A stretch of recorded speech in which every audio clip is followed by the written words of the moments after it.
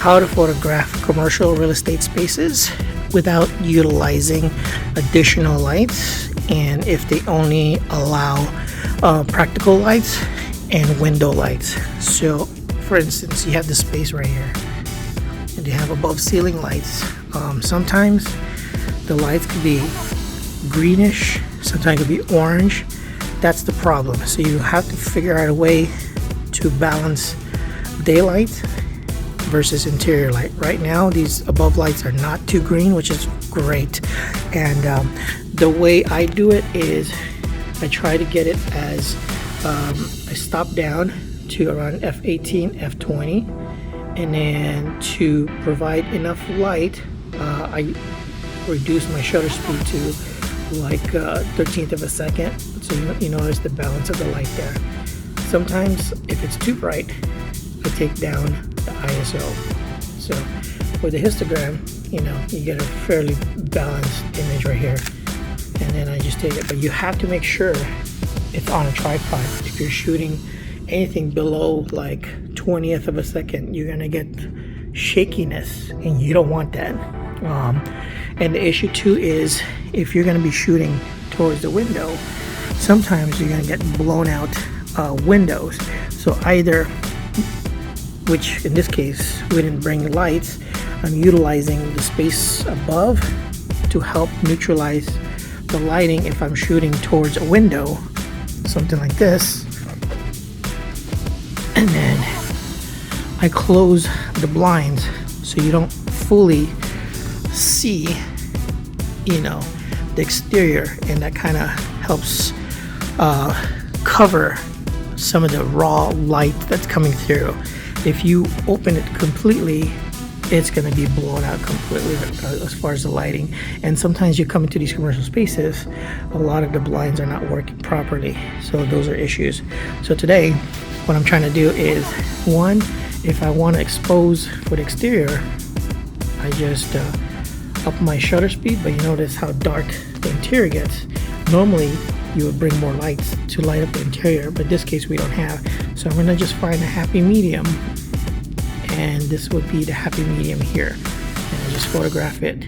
Right now it's a little cockeyed because I'm holding the phone, and I need to adjust the tripod. But just for the sake of talking about this video, this is what I'm trying to capture. So it's not the best, it's not the worst either without having additional lighting, but you get good enough images that you have a pretty decent exposure. So another way I want to show you guys to expose this is through bracketing, where you capture the highs, the mediums, and the low light. And the way you do that with the camera, you go to menu, you go to drive mode, and then you can go to like bracketing right here. Right, you choose that, and it's going to take 3 photographs. Okay, so if I do a playback, it's going to get the highs, the medium, and the lows. Or this is the low, this is the medium. So medium, low, and then the high. And then in post, you combine that all together, and then you go to Lightroom and you merge them all together. You're gonna have a properly exposed image. I've showed you 2 ways to do it. Now, it all comes down to several factors. One, if you are dealing with a client with high budget, obviously you want to be able to impress them.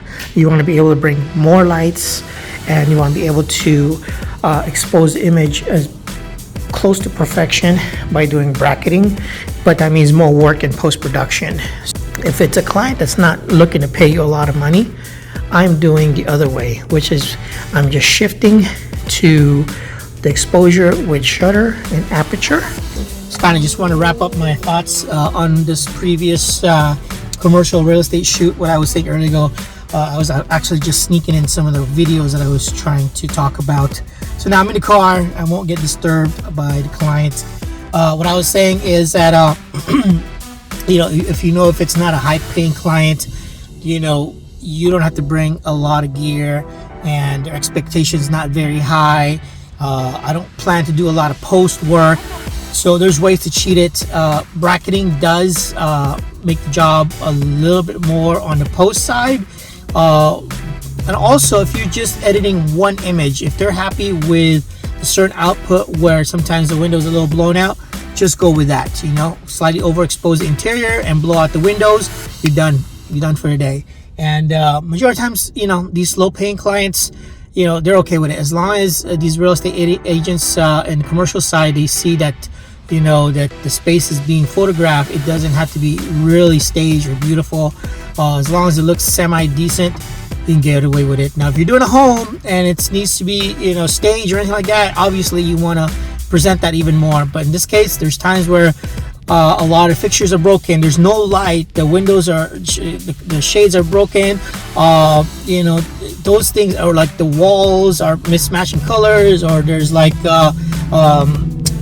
residue or whatever. You know, things of that nature can affect a lot of shots. So they expect a lot of these spaces not to be perfect and have some issues. So yeah, if it's a low paying client, if the easier you can get it in and out without having to do more work, do with it. And in this case, this is a low paying client. I don't want to do too much. I don't want to bring extra lights. That's more work for me. I don't want to do more post production. That's more work for me. I'll just expose it to the best that I can. I did some bracketing just to help them out here and there, but I won't do all the bracketing. I'll just give them some good images here and there, and that's it. Call it a day. Any questions down below? Don't forget to like and subscribe. I'll see you guys on the next video. Peace.